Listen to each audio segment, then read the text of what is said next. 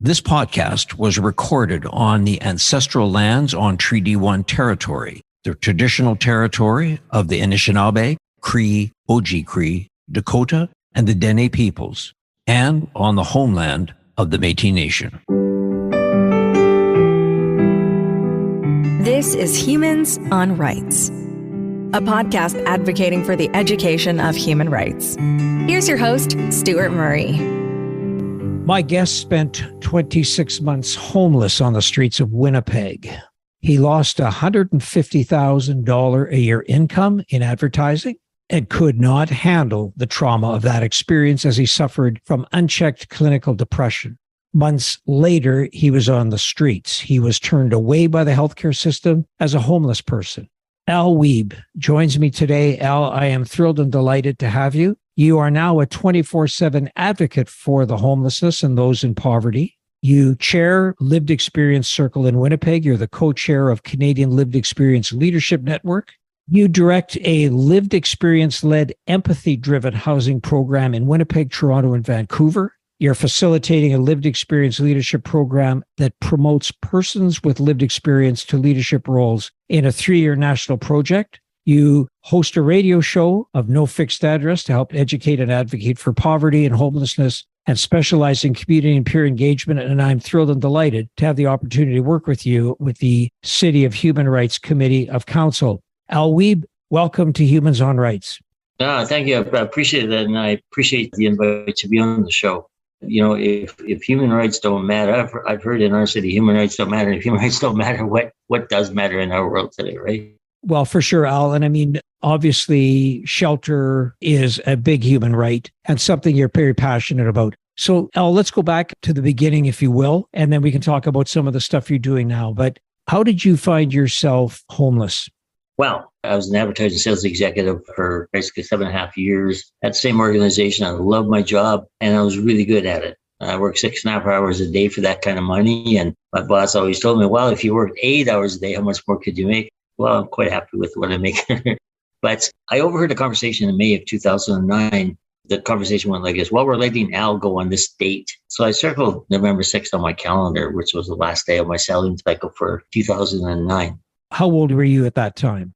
I was 55 years old at that time. And that was the problem. I was not part of the generation coming up. And the boys who were buying into the company, one of their friends, or, they actually brought in several of their friends to replace me because, that was the direction they wanted to go in. And there was nothing I could do about it. Come October, they gave me a month to get my work done for the cycle. And November 7th, November 6th, I walked out the door for the last time. So you sort of knew it was coming, but of course, when it happens, it's a surprise. It was. It was still a shock. When they came to me in October, I said, well, just let me go now. But now they need my ability to finish out the year. It was a shock. And, I've been suffering from clinical depression and anxiety and, unchecked and unmedicated. I was always strong enough through my past life to handle it. So I thought I could handle it now. But, this one really took its toll on me because my workplace colleagues and my family was out of the province, or my sister was in Toulon, and we were have communication. And so I was kind of in isolation and I had no support. And that created a problem. So, Al, were you born in Winnipeg? I was born in Winnipeg, and I only spent 4 years outside of Winnipeg when I moved to Vancouver in the late 80s, early 90s. Were you educated here in Winnipeg? Yes. I had a scholarship to go to Carleton because I was going to become a journalist or a writer. And we ended up getting pregnant at 17. And that changed the script. And I ended up purchasing my dad's housing exterior business. Instead, he was a pastor and he wanted to go full-time into the ministry. And so I picked up the business and did that for, about a dozen years. And the ironic thing is today I have my works published many, many times. So you've eventually become a writer. Yes, absolutely. So Al, in that business, you were obviously well paid. You had a family. No, I didn't. I was single. Oh, you're single. Okay. So did you ever know anybody or see people on the streets? And were you ever at that point wondering about these people that seemed to be homeless? Now, you know what? At that point in time, it didn't even cross my radar. Not at all. Of course, occasionally, sure, you'd see somebody, right? But I just wouldn't give them a thought. Not one thought, because it's not my business, right? And that was my attitude. My whole life at that point in time was becoming as good a sales rep as I could be and make lots of money. So you were on the streets for 26 months. Right. Maybe a little, actually, maybe 28. 28. Okay. So what did you do during those 28 months? Well, the whole thing is that, I ended up walking away from my apartment and moved into the Assiniboine Park and left my apartment complete with all its furniture, about 10 grand with the furniture in the apartment, and just walked away from it. I was becoming very suicidal. And I ended up going into Assiniboine Park for about a month and a half. And this was after I spent about $30,000 on a cross-country trip, trying to spend my way out of my depression. And I ended up staying in the Assiniboine Park for about a month and a half, and I was becoming suicidal. Well, I was trying to figure out how am I going to do this. Didn't want to cut my wrist. I hate blood. I didn't want to do anything that really, really hurt. So I said, okay, let's try hypothermia. The winter of 2010 was really, really cold, much like last year. A lot of winter, a lot of nights between minus 30, minus 40. And so I figured, easy trip. When I left my apartment, I left with 2 sets of clothes, 2 sets of shoes, overcoat, a suit jacket, tie, 2 blankets, and a pillow. And that was it. And when I walked out of the Gordon Inn, I left with the same. And I'd eaten in a place called Mama Fo's, which is on the corner of McPhillips and William, or close to McPhillips and William. And in the back of that restaurant, I'd seen about 13 cars that the company called Diaz Auto used for parts. And one of those was a 64 Mercedes Benz. And I used to drive a Mercedes 6 months prior to. I let my Mercedes go because I knew I was going to lose my job. But I was driving a nice ride, and it was a nice status symbol because that's where I was in those days. And so I crashed in a 64 Mercedes in the back alley against the wall of Diaz Auto. Found out later that sunroof leaked and the front window was broken, and leather seats are not great when you have to live in them in wintertime when they're hard and cold, and in summertime they're hot and sticky, right? And I spent 14 and a half months in that car. Did people know you were living there, Al? No, they didn't. And that was one of the issues. I had to leave at 7 in the morning when they opened, or before 7 when they opened. I could only come back after 7 at night when they closed, because I did not want them to come in and see my meager belongings. My life was my clothes and my blankets, right? I did not want them to see those things in the car. That was my life, right? And the most trauma I faced every day was leaving that car and leaving all those things in the car and hoping that somebody wouldn't find them if they came looking for parts in the car.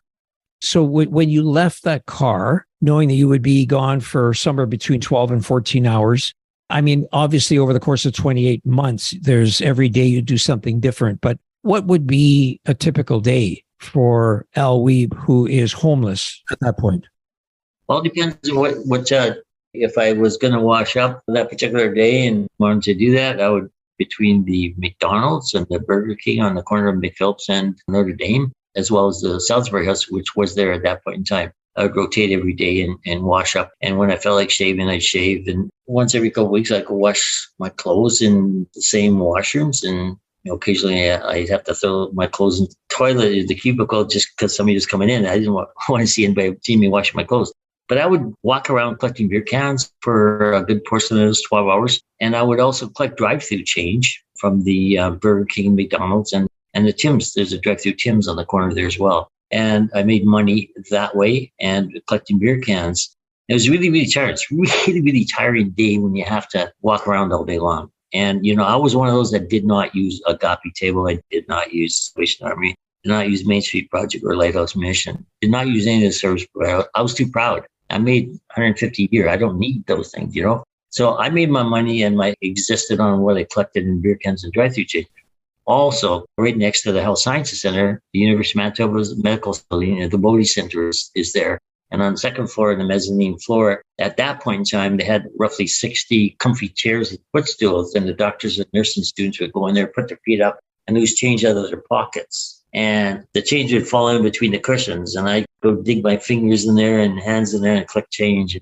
That was between collecting beer cans and drive-through change and finding change between the seats every day. That would take up a good portion of my day. And the other times I would try to find a place to rest and find something cheap to eat. Either I'd go, cut my change and buy a coffee at Tim's or at McDonald's and 88-cent seniors coffee, and I hang out as long as I could and go to another place and hang out as long as I could before they kicked me out, right? And I try to look presentable every single day and not look like other homeless folks, right? So they wouldn't kick me out. And I just nurse my coffee and I'd go down to the Quest down here downtown and sit in the basement and have a coffee in the bar and stay there as long as I could. And Just find places to crash. But I wouldn't use the area downtown. I did not want to be like those people. So, Al, one of the things that, you obviously have to make sure, as you say, you want to be presentable. You don't want to look like a regular. You need to move around a fair bit so that they don't want to sort of kick you out. Did you ever get involved in alcohol or drugs at that point? No. I'm really, really fortunate. Thanks for asking that question, because it's important. If I had had an addiction out there, I would not have made it. I see people that have addictions out there on the street, and I just wonder, how are you doing? You got to be awful strong to have an addiction and still make it. But then a lot of people turn to addiction to escape the street as well, mentally, right? Because it's a tough place and there's so much trauma. I didn't do that. I was lucky. How did you eventually get to the position that you started to get back on your feet? Yeah, it's a good story, and it plays into how I present my training today. It plays a big part in that, because people have to know. One of the things that people hang on to is a solitary thread, and that thread is hope. And the bottom of that thread is a word called hope. And my thread was really, really fraying. I went up to Health Sciences Center, which is 2 blocks up on William, and they rejected me 3 times and could not see the fact that this homeless person was in suicidal ideation. After the 3rd time, I jumped into the Assiniboine River. And from there, I went to Misericordia, and I got the same rough treatment. And finally, I ended up getting help at the same hospital, where a doctor saw through the homeless facade and saw that there was a real person underneath, and just didn't see this homeless person that was out there for a handout, right? Saving my life and being the angel of mercy is what I called her, and the engine that drove me forward. I went into the hospital, and I knew it was in a different place. The triage nurse had security follow me all over the place when I went there. Is this at St. Boniface, Al? St. Boniface Hospital? St. Boniface, yes. And St. Boniface Hospital, right. And I took a bus over those 2 bridges. I collected enough change to take a bus over those 2 bridges so I wouldn't jump off if I walked over. But she had me followed around. And after 24 hours and 6 minutes, I was finally seen by a doctor in the room where they put psych patients. And here's the key to everything. She said to me, Al, you've been here, that they couldn't help you, wouldn't help you, or did not want to help you. But today I'm going to help you. It's like you've lost your identity, and it's like you've fallen off the edge of the world, and you don't know where you are, you don't know who you are, and you don't know how to help yourself. But today I'm going to help you. And she made a pulling motion on a rope, and I still see that burns in my memory today. And like she's pulling me into the spaceship and out of harm's way. But starting today, your life is going to change. You're going to become better. You're going to become stronger. Like, think about that last one for a second. You're going to become the person you always wanted to be. Who says that?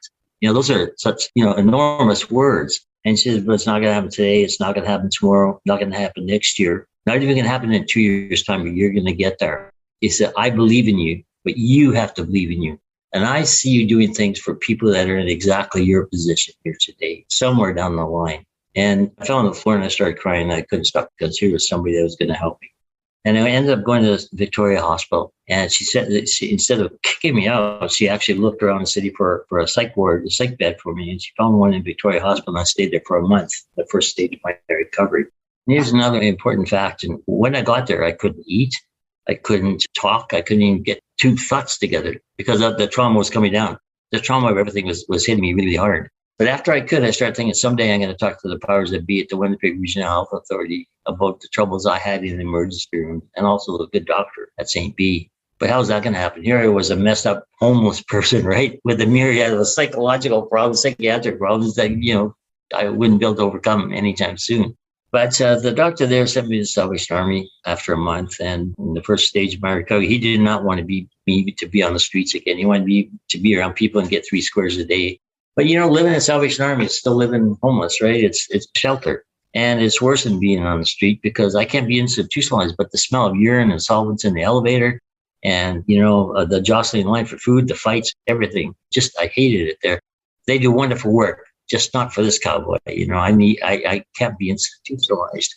But while I was there, I was interviewed for the At-Home Stay SWAT program, which was a $110 million housing research program, a homeless research program put on by the federal government. And we're in Manitoba or Winnipeg. 500 people got interviewed. 250 people got apartments, and 250 people did not get apartments. But when they pushed the button in random selection, they randomly unselected me, did not select me. I ended up spending extra 4.5 months in Salvation Army because I wasn't selected from the computer in Calgary or someplace. And I was really PO'd about the at-home-stay SWAT program. Not only did they reject me, but I had to spend an extra 4.5 months in Salvation Army because they couldn't find an apartment because they were taking up all the apartments out there. Finally, I ended up getting an apartment and getting out. So how did you finally find to get an apartment, Al? How did that happen?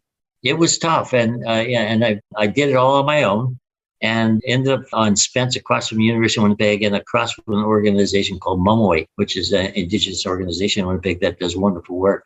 And I saw people milling around on the deck, but it took a lot of work to find an apartment. And then me being homeless, I was lucky that they didn't discriminate against me because I was homeless. They actually gave me an apartment. But, I saw these people milling around at this big green house on the corner. And I said, let's go see if they need some volunteers. I spent the next 28 months there volunteering. And I was the go-to guy because I was almost right across the street. And when somebody didn't show up, as you know, volunteers don't always show up. I was called in every single day, 5 days a week, pretty much, right? But the great thing about that was, and here's a key point as well, they allowed me to take 18-week course. Here I was, not totally competently, and not, my acuity wasn't there. Here I was, I got through an 18-week course of EIA. I got through, nonviolent crisis intervention, suicide prevention, assist. I got my food handlers, got my first aid CPR, tons of workshops and courses. And, one of the greatest casualties of homelessness is loss of self-respect, dignity, self-confidence, all that stuff. What those courses did was it started building me up. I could open the cupboard door and put in one can of confidence and another one, until my cupboard was full and I started feeling like a human being again. And I said, this is leading me somewhere. I just don't know where.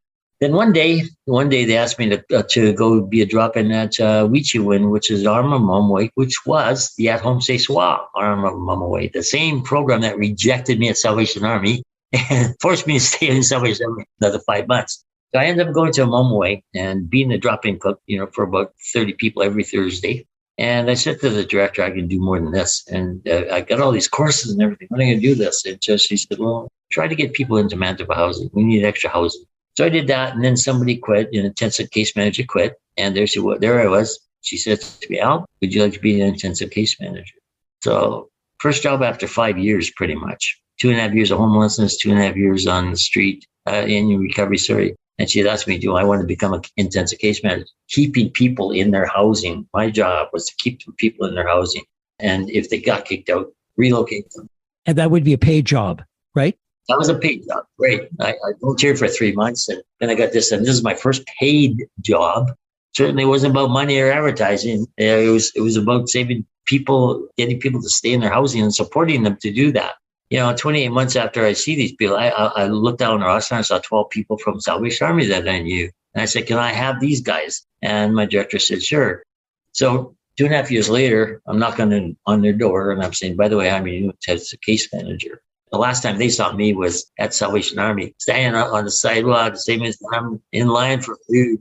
And Zach, they knew, but the thing was, it was a beautiful thing because it's called lived experience. They realized that I'd been in their shoes. They knew that before Salvation Army, I was on the street. They knew where I was at Salvation Army with them. And what it did is it built that trust factor up. I was able to get them to do things that the other case managers wouldn't with their Bachelor of Social Work and their MAs because they trusted me. They knew that I'd been in their shoes and I was able to get people to move forward and do things that others weren't. And, today I'm just the hugest advocate for lived experience and what we bring to them. And this is what I train on. Part of what I train on is that lived experience aspect of things. But I ended up going from there to the University of Winnipeg, and ended up being there for over 2 years during the second phase of the at-home-stay SWAT program. And this is also a paid position. And what I did there was interview people, first of all, the 250 that did not get apartments in the study, which I was one. Only 10% of the 250 ever got out. I was one of 25 people to get out. And I was one of the fortunate ones. And out of the entire 500, after we finished those, we interviewed the others. And my job was, as a person with lived experience, was to sit at the table with the master's researcher and the person that we found on the street to bring in for an interview and be a liaison because there's comfort with that lived experience. So my job was to be that buffer between that learned person and the homeless person and raise the comfort levels. And I spent 28 months in that, but we lost 10% of the 500. Some were housed and some were homeless. It's very, very real. And it follows you. And they always say for every 1 year you spend it, you lose 7 years of your life. And I feel fortunate. I'm lucky to be alive today, I think, and maybe overstayed my welcome already. You obviously have got yourself into a position where the lived experience, as you say, is kind of the crux of what allows you to, be a caseworker, be an advocate, an educator, all the things that you're doing now.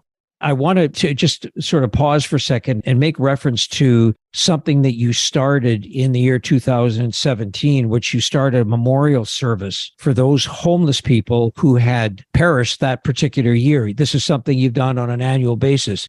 Why was that important for you to do that? Well, I was in London in 2016 and I saw a service being held there, the same type of service. And I said, why don't we not have this in Winnipeg? It's so important. I couldn't believe that nobody ever come up with this in Winnipeg, right? But it just shows our level of respect for the homeless, right? So anyway, I brought it back and you ask, why is it important? It's really important because so many people die and they don't get obituaries. They get nothing. They are dead and gone, and that is it. And they become a statistic. And it's so important that they get remembered. And every year I have a memorial service. First year was at the 2017 conference for the Canadian Alliance on Homelessness down at the Convention Center. And since then, it's been in Hope Valley in between the Bell Hotel and 650 Main Street. It's important that we remember them as people. And during our service, I asked if there's anybody in the audience that day from the shelters who has a memory or who has had someone that's passed away in the past year. And I get them to relay their stories. And we need to keep this as real as possible because there is so much disconnect between the folks on the street and, and people dying in vain if we don't honor their memories and even honor the people that are surviving them. So it's really important that we do that. Just so they're not remembered as statistics, but names and people. And, we go into the shelters and we get people to put up names on boards in shelters. We bring those names to the memorial service and read them all aloud. So, Al, let me just ask you, with your experience and what you have lived through and what you see going on today, can we prevent homelessness, in your opinion? Yes, well, we have ways of preventing homelessness. We have prevention policies in place for people that are housed to prevent them from becoming homeless. We have several, rent banks, like the Manitoba Nonprofit Housing Association, where I'm speaking to at that conference, and also Aboriginal Health and Wellness. Okay, here's an issue. During COVID, there were curb payments sent out, and there was also a moratorium on rents, eviction during COVID. And what happened was people used curb for other things rather than paying rent. And when the moratorium was up, people owed thousands of dollars in rent and because they hadn't paid anything. And so, funding was created at that point in time to prevent these people from getting kicked out and increasing the numbers on the street, but the numbers increased anyways. And their rent was paid in a number of cases. And those programs are still in place. As far as, addictions and things are concerned, we need to educate more people. That's probably the only way, and maintain more contact with people who are on the edge.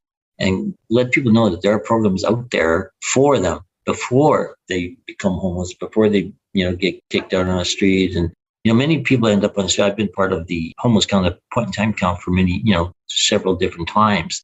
And many of the problems are from mental health. And we need people to get mental health help. And families, because families can't deal with it a lot of times, right? And addictions. We need people to be aware of where they can go for help for addictions if they're willing to. And so, there are programs in place. We need to educate people about those programs to lessen the number of people coming on the street. Yeah, we can do that.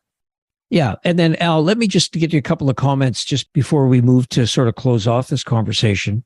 A lot of times people will say housing first. If you really want to deal with homeless people, and we see them in our bus shelters around the city, we see them on the riverbanks, housing first. What's your feeling about that concept? Well, yes, for me personally, because at Homelessness was a housing first program. And I feel you can't just put people in housing. It doesn't work. They'll have other people in, destroy their apartments and get kicked out. And secondly, they won't stay in because they're not used to the responsibility. Welfare doesn't pay enough, and they can't pay for food and shelter at the same time. So they need supports. And the Adams Swap program proved that it's cheaper by 22.5% to house people and let them be seen once or twice a week with supports by a case manager than it is to leave them on the streets. It's 22.5% to give them supports, have a case manager work with them all the time. I think it's a really good program. You just can't say, here you go, here's your apartment. And I would say we can't end homelessness because now I get, in trouble for that, but that's okay. Because the government doesn't have enough money. And all three levels of government have to work together, and they don't do that on a regular basis either.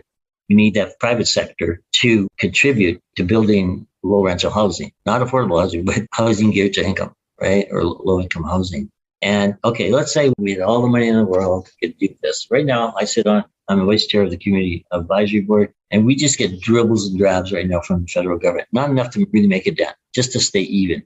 But if we did have all the money in the world, we wouldn't have enough people to support and create a Housing First program and support everybody. So yes, a Housing First is a really good program because it lends supports and helps people stay in their housing.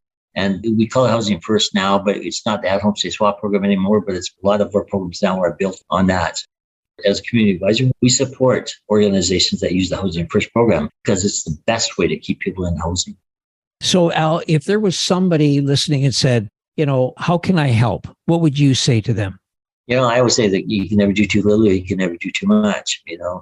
Number one, if you're one of these people that drive over the bridge or Disraeli Bridge and see somebody and calls 211, well, they're not the kind of people that would say, what can I do to help? Anyway, but what you can do to help is a really good question. There are many shelters that need help, but during the summer, extreme weather, both in summer and in winter, not just winter, but it's in summer too, when temperatures get up to plus 35, plus 40.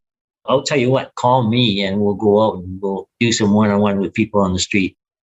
Homeless folks are called invisible people because people ignore them, right? So my thing is, acknowledge everybody on the street that you see with a handout.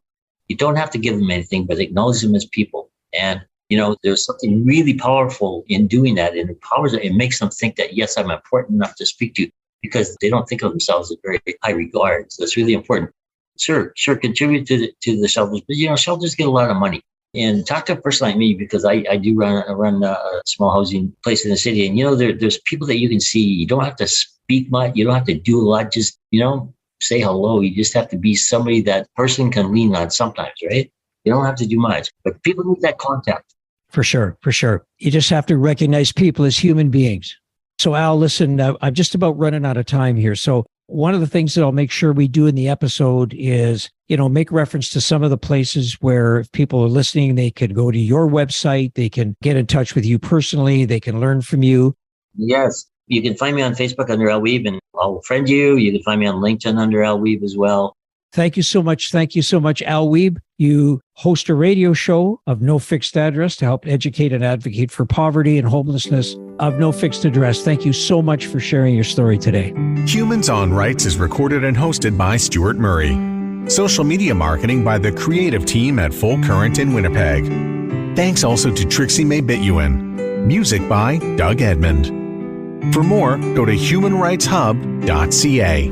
Produced and distributed by the Sound Off Media Company.